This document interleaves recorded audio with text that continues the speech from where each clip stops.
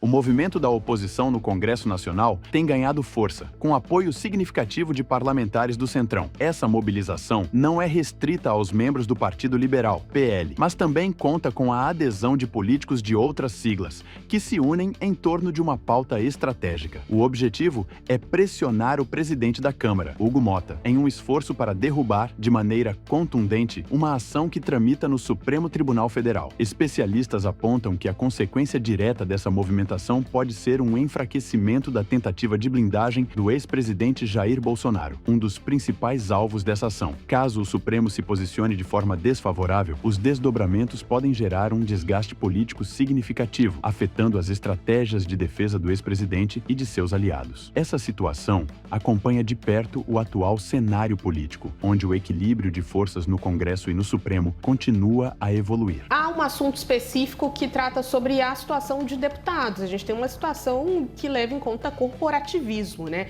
Que é olhar para a situação de Alexandre Ramagem, que tem ações penais, né, contra ele sendo apuradas, estão em processo e estão em andamento.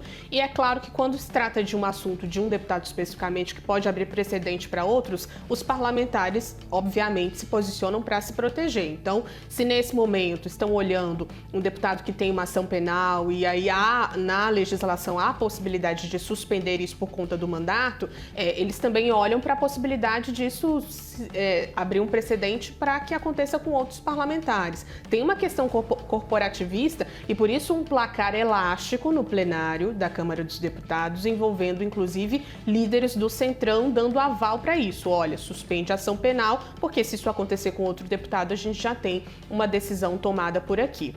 Do outro lado, a gente tem uma oposição também levando para frente esse assunto na tentativa de ampliar as consequências da suspensão de uma ação penal, ou seja, poderia ser para Alexandre Ramagem, mas também para os outros envolvidos e acusados pelo golpe de Estado, planejamento de um golpe de Estado, e isso diz respeito ao ex-presidente Jair Bolsonaro.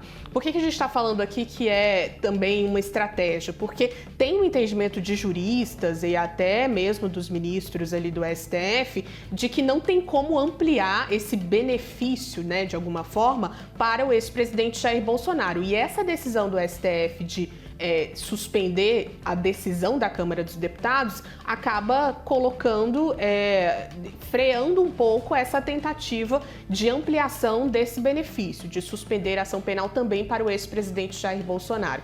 O entendimento desses juristas é que isso poderia, inclusive, enfraquecer essa investigação que coloca o ex-presidente Jair Bolsonaro num lugar de possibilidade, inclusive, de prisão em 2025. Então, é preciso a gente separar esse assunto em duas frentes. Oposição tentando beneficiar o ex-presidente, entendendo que está difícil, porque o STF deu uma negativa, e de um outro lado, os parlamentares do Centrão tentando se proteger também, porque sabem que se tiver uma investida da Justiça contra outros parlamentares, eles já têm um precedente e olharam para o caso de Ramagem para abrir esse espaço também. Então tem uma questão corporativista, por isso esse placar elástico, mas não quer dizer necessariamente que o Centrão esteja dando ali um sinal, fazendo um aceno para o ex-presidente Jair Bolsonaro. Acho que a gente precisa colocar em campos diferentes essa discussão. E é claro que qualquer discussão como essa abre espaço para a oposição colocar ali algumas pautas em jogo como essa, né, de fazer um enfrentamento especialmente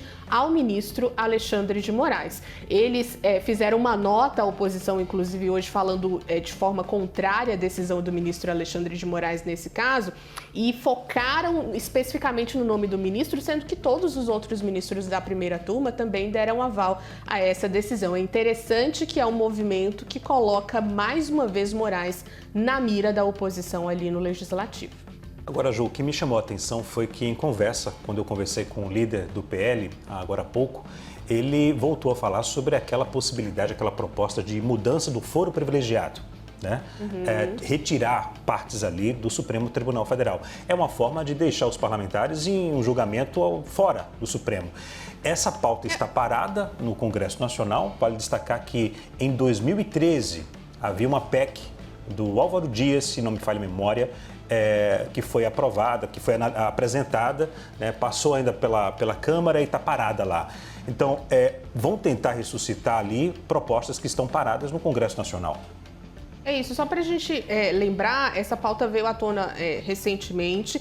Foram questionar o ex-presidente Jair Bolsonaro, inclusive alguns jornalistas no Congresso, quando ele foi por lá sobre isso, e ele falou que não era prioridade, sim, o PL da anistia. Então, como o PL da anistia está sem essa abertura para andamento no Congresso, pode ser que essa ganhe o olhar mais atencioso da oposição. Mas, recentemente, o ex-presidente Jair Bolsonaro tinha colocado ela como não prioritária nesse momento, a não ser que tenha mudado de ideia, que é o que a gente pode trazer por aqui pelos próximos dias. Acompanhe os próximos desdobramentos dessa questão e outros eventos importantes na política nacional. Para mais informações, continue acessando o nosso canal.